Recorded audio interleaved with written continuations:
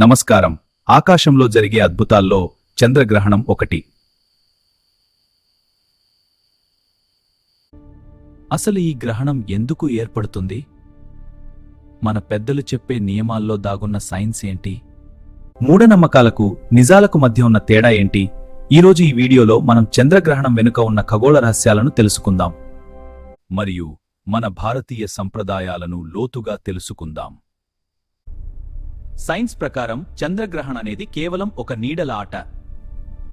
సూర్యుడికి చంద్రుడికి మధ్యలో భూమి వచ్చినప్పుడు భూమి యొక్క నీడ చంద్రుడిపై పడుతుంది. పూర్ణ చంద్రగ్రహణం, టోటల్ లూనర్ ఎక్లిప్స్. చంద్రుడు పూర్తిగా భూమి నీడలోకి వెళ్లడం. అప్పుడు చంద్రుడు ఎర్రగా కనిపిస్తాడు. పెనంబ్రల్, భూమి యొక్క లేత నీడ చంద్రుడిపై పడటం. ఎందుకు ఎర్రగా కనిపిస్తుంది? సూర్యరశ్మి భూమి వాతావరణం గుండా ప్రయాణించినప్పుడు నీలిరంగు చెదిరిపోయి కేవలం ఎరుపు రంగు మాత్రమే చంద్రుడిని చేరుతుంది. దీనినే రైలీ స్కాటరింగ్ అంటారు.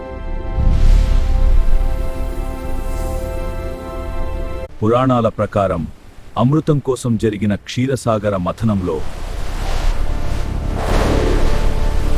ఓక రాక్షసుడు దొంగచాటుగా అమృతాన్ని సేవించారని, వారిని సూర్యచంద్రులు గుర్తుపట్టి విష్ణుమూర్తికి చెప్పారని మన కథ. ఆ పగతోనే రాహుకేతువులు సూర్యచంద్రులను మింగుతారని, అదే గ్రహణమని మన పూర్వీకులు నమ్మేవారు. అయితే మన వేద జ్యోతిష్యం ప్రకారం గ్రహణం అనేది కేవలం భయం కాదు, అది ఒక సాధన సమయం. ఈ సమయంలో చేసే జపం, ధ్యానం 1000 రెట్లు ఎక్కువ ఫలితాన్ని ఇస్తాయని నమ్ముతారు. గ్రహణ సమయంలో కొన్ని నియమాల వెనుక ఉన్న తర్కాన్ని చూద్దాం.